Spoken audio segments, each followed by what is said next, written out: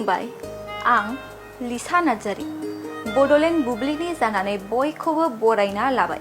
दिनै 22 फेब्रुवारि 2024 नोंथांमोननो बड'लेण्ड बुब्लिया दिनैनि साना मा मानि थाखाय मिथिजायो एबा दिनैनि सानाव मा हाबाफारि फालिनाय जायो नोंथांमोननो फारि फारि बड'लेण्ड बुब्लिया फोरमायगोन। दिनैनि सानखौ national tell a fairy tale day महरै फालिनाय जायो। Tell a fairy tale Danny रिंसारथिजों बियो मोनसे मोनदांथि आरो मोजां गोहोम खोख्लैयो।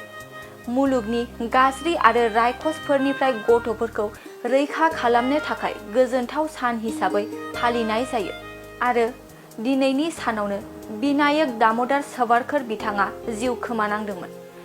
बिनायक दामोदर सावरकर बिथांखौ स्वतंत्र वीर सावरकर मुङैबो मिथिनाय जायो। बिथाङा सासे उदांस्रि सोमावसारगिरि आरो सासे भारतारि उदांस्रि दैदेनगिरि आरो राजखान्थिगिरिबोमोन, जाय हिन्दुत्वनि हिन्दु हायुङारि सानथौखौ सोरजिदोंमोन। बेनि अनगायैबो दिनैनि सानावनो नेशनेल पिस्ताचिय' डे आरो नेशनेल पार्सनेल शेफ डे महरैबो फालिनाय जायो। नोंथांमोननो बड'लेण्ड बुब्लिया दिनैनि सानाव मा हाबाफारिजों मिथिजायो आरो मा हाबाफारिखौ फालिनाय जायो फोरमायबाय। गोजोन्थों। क'क्राझार नोगोरनि आर.एन.बी लामाजों थांनाय बागानसालि वार्ड नम्बर 8 आव रायजो राजाफोरनि गोग्गो देहा लाखिनो थाखाय सानजोरां इन्टारप्राइजआ गोदानै जेनेसा वेलनेस प्राइभेट लिमिटेड बेखेवदों।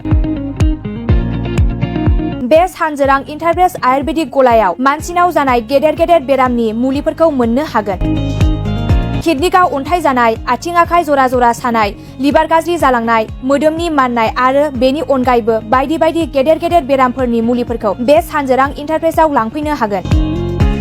सानजोरां इन्टारप्राइजआव गासै बेरामनि मुलिफोरखौ हलसेल राङावनो लांनो हागोन। सानजोरां इन्टारप्राइज बिगोमाया फोरमायबावनाय बायदिब्ला नैबे 9954157149 जानबुं नाम्बारनि गेजेरजों नोंथांनि गोनांथि जानाय मुलिफोरखौ सुलाद लानो हागोन।